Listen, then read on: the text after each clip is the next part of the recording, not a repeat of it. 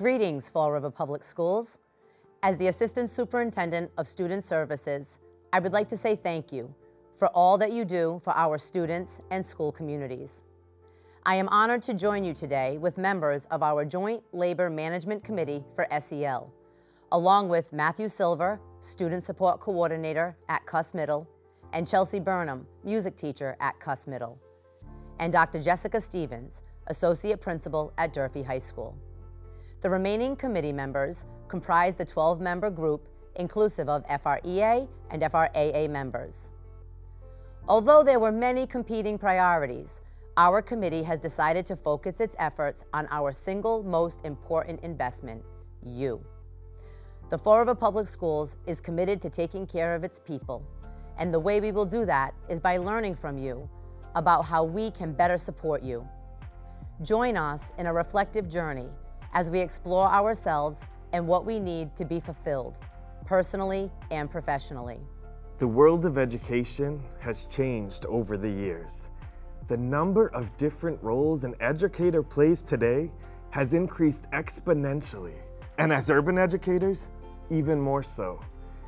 Finding that balance between delivering highly rigorous and engaging lessons, all the while teaching with a social-emotional lens, is no easy task.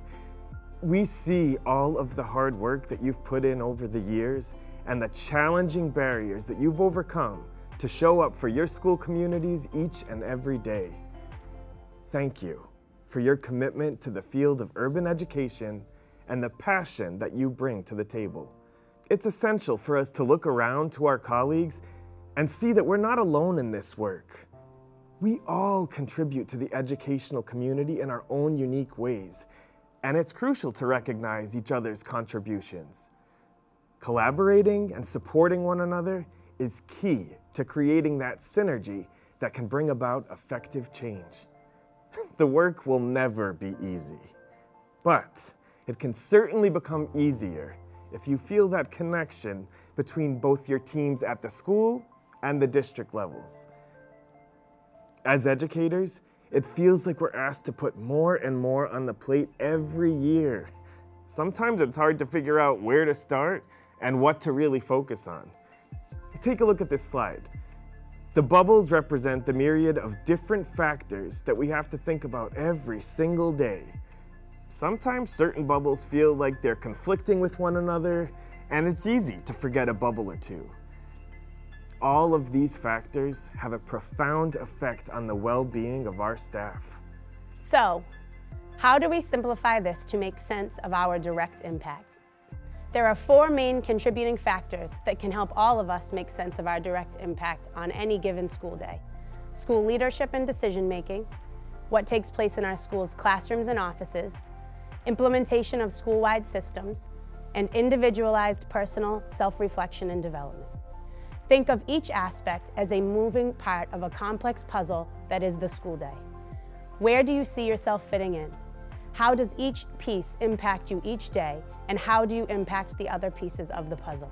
Ideally, during the school day, each of these contributing factors and settings would fit together seamlessly.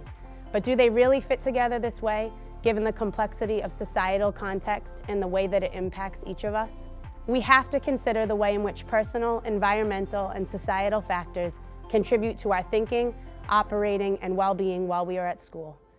Ultimately, the thinking, operating, and well-being of all educators directly impacts our students and school communities, and therefore needs to be a top priority.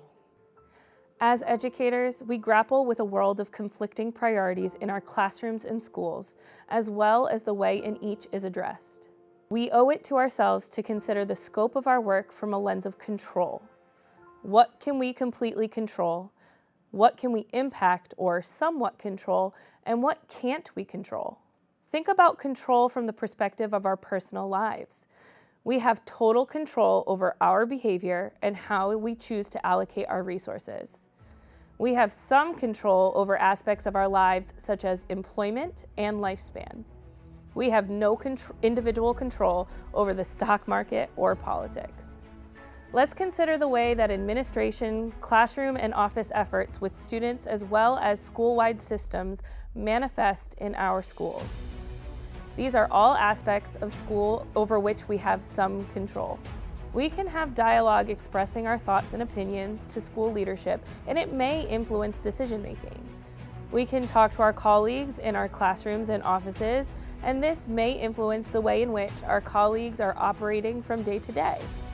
We can commit to our part of any school-wide system, which has an influence on the system as a whole. The key relative to some control is that we can have an influence. But let's consider personal reflection and development.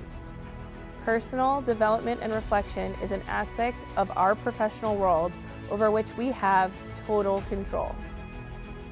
Personal reflection is an action over which we have total control. When we reflect, we give ourselves full autonomy in recognizing our strengths and areas for development. We are taking active steps toward reflecting on our students' needs through the CASEL lens. And if we are honest, we have inconsistently taken the time to reflect on what our adults need through this same lens. Currently, we have SEL screener pilots occurring in 7 of the Fall River Public Schools. Come the fall, we are aiming to leverage this pilot work to begin routinely assessing our Fall River Public Schools students relative to the 5 CASEL competencies. It is important that as adults, we evolve in this direction as well. How adept are we relative to our own self-awareness and self-management, our own social awareness and relationship skills, our own decision-making?